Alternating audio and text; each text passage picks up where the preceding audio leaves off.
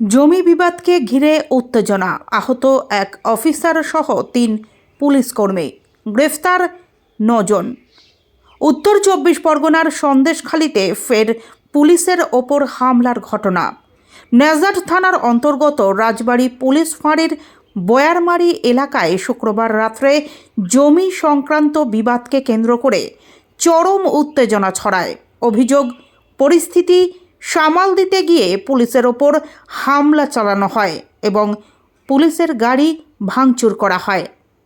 স্থানীয় সূত্রে জানা যায়, বয়ারমারি এলাকার হুলোপাড়ায় একটি জমি ও ভেড়ি সংক্রান্ত বিবাদ দীর্ঘদিন ধরে চলছিল। বিষয়টি নিয়ে বসিরহাট মহকুমা আদালত আগেই স্থগিতাদেশ জারি করলেও অভিযুক্ত মুসা মোল্লা সেই নির্দেশ মানছিলেন না বলে অভিযোগ। এ নিয়ে নেজাট থানার পক্ষ থেকে একাধিকবার নোটিশ পাঠানো হলেও তিনি থানায় হাজির হননি। অবশেষে পুলিশ তার বাড়িতে গেলে পরিস্থিতি উত্তপ্ত হয়ে ওঠে। অভিযোগ, মুসা মোল্লা তার অনুগামীদের ডেকে এনে পুলিশের সঙ্গে বচসা শুরু করেন, যা দ্রুত হামলায় রূপ নেয়। পুলিশের এক আধিকারিক সহ ৩ জন পুলিশকর্মী এই ঘটনায় আহত হন। হামলায় পুলিশের একটি গাড়িও ভাঙচুর করা হয়। ঘটনার খবর পেয়ে বিশাল পুলিশ বাহিনী ঘটনাস্থলে পৌঁছে পরিস্থিতি নিয়ন্ত্রণে আনে। সেখান থেকে মোট ৯ জনকে গ্রেফতার করা হয়। পাশাপাশি বয়ারমারি ২ নম্বর গ্রাম পঞ্চায়েতের প্রধান ও উপপ্রধানকে জিজ্ঞাসাবাদের জন্য আটক করা হয়েছে।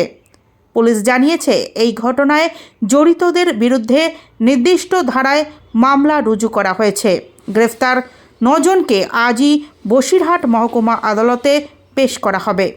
বারংবার সন্দেশখালীতে পুলিশ প্রশাসনের ওপর হামলার ঘটনা কেন ঘটছে তা নিয়ে প্রশাসনিক স্তরে তদন্ত শুরু হয়েছে। আমরা ঘুমাচ্ছিলাম, আর ঘুমের ঘরে যেন খুব হাঁকা চালামেনা হচ্ছে, আর আমরা উঠে বাইরে বের গেছি ভেড়িতে, যে মানে গাড়ি টাড়ি অ্যাক্সিডেন্ট হলো না পাল্টি খেলো, গার্ডওয়ালে গাড়ি পড়ে অনেক। আর আমরা বাইরে গিয়ে দেখি যে পুলিশই ওই লোকে ১:৩০টার সময় ওই ওনাদের ঘরের জানলা টালা ভাঙতেছে, দরজা খোলার চেষ্টা করছে।